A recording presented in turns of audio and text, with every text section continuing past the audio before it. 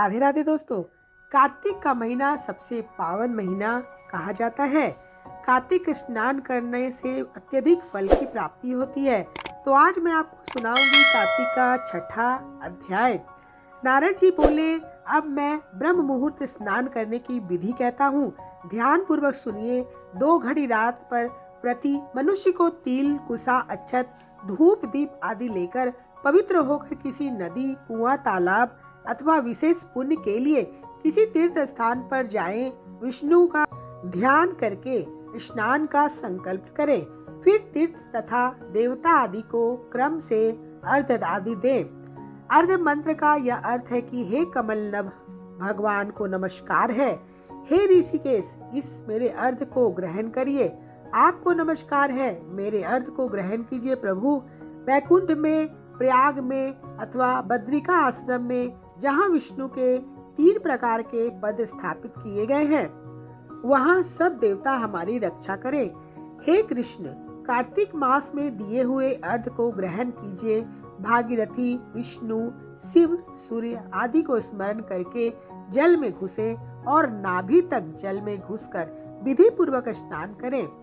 गृहस्थी तिल और आंवले का चूर्ण मलकर स्नान करे। विधवा स्त्री अथवा सन्यासी तुलसी की जड़ को मिट्टी से लगाकर स्नान करे, परंतु सप्तमी, अमावस्या, द्वितीया, दशमी अर्थात त्रयोदशी इन तिथियों में आंवला और तिल न लगाएं। स्नान का मंत्र है, सभी पापों को नाश करने वाले विष्णु भगवान मुझे पवित्र करे। बीज रहस्य यज्ञ सहित सब वेद पत्र, कश्यप मुनि और देवता मुझे पवित्र करे। इस प्रकार मंत्रों द्वारा स्नान करके हाथ में पवित्री धारण कर देव, ऋषि और पितरों का तर्पण करें। कार्तिक के महीने में जितने भी तिल होते हैं उतने वर्ष पितर स्वर्ग में वास करते हैं। जल में से निकलकर पवित्र वस्त्र धारण कर प्रातः कालीन के कर्मों को समाप्त करें। हरि भगवान की पूजा कहता हूँ अर्चन करें।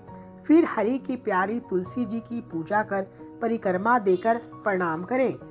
फिर स्थिर मंत्र मन से हरि कथा सुने और कहें कि देवताओं ने प्रथम तुम्हें बनाया, मुनियों ने पूजा है, सो तुम मेरे पाप को दूर करो। भक्ति पूर्वक पूर्वोक्त विधियों को करने वाला नारायण की सालोक्यता को प्राप्त होता है। रोग और पातकों का नाश करने वाला, उत्तम बुद्धि, पुत्र और धन तथा मुक्ति के देने वाले विष्णु भगवान के प्यारे कार्तिक के व्रतों के सिवाय दूसरा व्रत उत्तम नहीं है।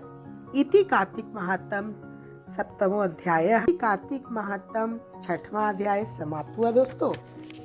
लक्ष्मी नारायण की कृपा आप सभी पर बनी रहे दोस्तों। कार्तिक मास के व्रती व्यक्तियों के नियम ये है 7वां अध्याय। देवर्षि नारद जी बोले, हे महाराज, अब मैं कार्तिक व्रतों की विधि संक्षेप में कहता हूँ, उन्हें सुनिए। सब प्रकार के विषय भोग की, जो मांस, शहद, राई तथा नशा करने वाली वस्तुओं को त्याग देना चाहिए। पराया अन्न, परद्रोह, विदेश गमन, बिना तीर्थ के अन्य स्थान में रहना छोड़ दें तथा देवता, वेद, ब्राह्मण, गुरु, गौ, व्रती, स्त्री, राजा और बड़ों की निंदा न करें। दाल, तिल, तेल, खरीदा हुआ पकवान, भाव और शबद से दूषित वस्तुओं का त्याग कर दे। मांस, चूना, जंभीरी, मसूर, बासी अन्न भी छोड़ दें।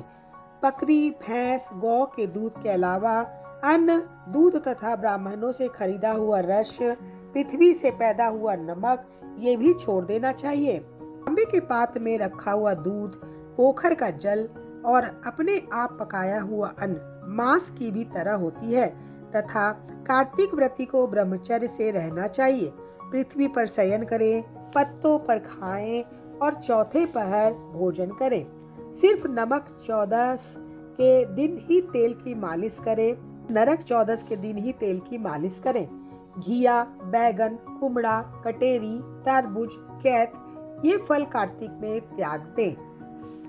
तरबूज, कैत ये सब फल द्रोही और वेद से विपरीत चलने वालों से बातचीत न करें तथा उपयुक्त मनुष्यों और कौओं के देखे अन्न को तथा दोबारा पकाए हुए भोजन और दुग्ध को न खाएं। मनुष्य जिन वस्तुओं का त्याग करे उनमें से पहले ब्राह्मणों की को भेंट करके फिर आप सेवन करें। व्रती पुरुष माघ में भी उक्त नियमों पर चले और प्रबोधिनी एकादशी में जागरण करे।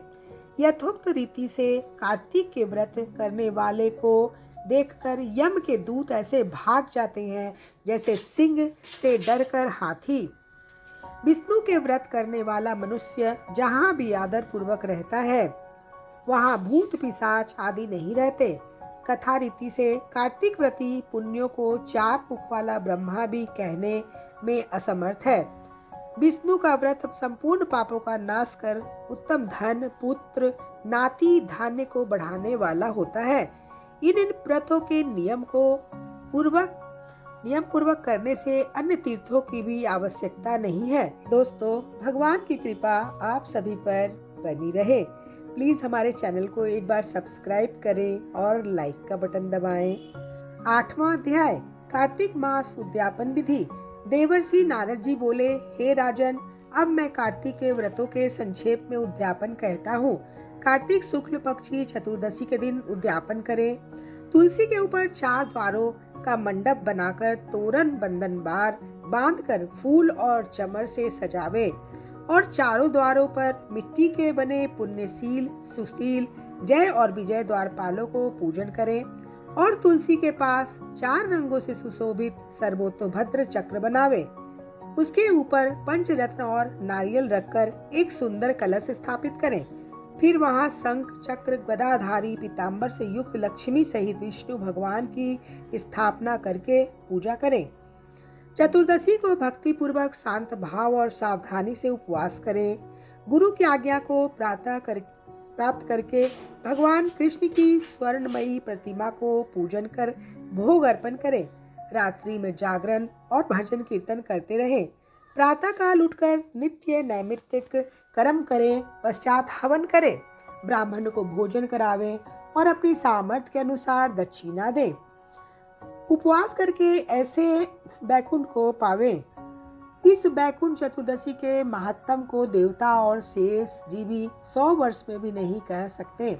जो भगवान चक्रपाणी के जागरण में भक्ति पूर्वक आंगन में गायन और नृत्य करते हैं उनको सहस्त्र गौदान का फल मिलता है।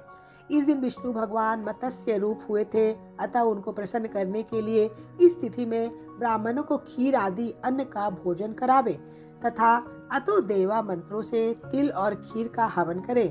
तत्पश्चात यथाशक्ति दक्षिणा दें और नमस्कार करें, जिसके करने से अक्षत फल की मिलता है। फिर विधि पूर्वक कपिला गौ का पूजन करें और उपदेश करने वाले गुरु और सपत्नी वस्त्र आभूषण से सुसज्जित कर समापन करावे।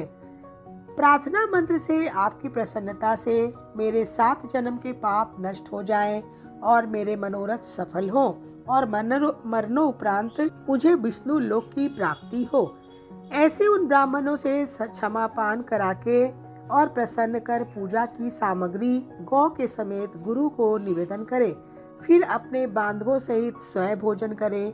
कार्तिक और माघ की यह विधि कही गई है। ऐसे सम्यक रीति से कार्तिक का व्रत करने वाला संपूर्ण कामनाओं से युक्त विष्णु भगवान के समीप चला जाता है और उन्हें इस लोक में और परलोक में भी मोक्ष की प्राप्ति होती है। फ्रेंड्स, इस कथा को आप अवश्य सुनिए, इससे बहुत ही पुण्य फल की प्राप्ति होती है। धन्यवाद। जय माता दी।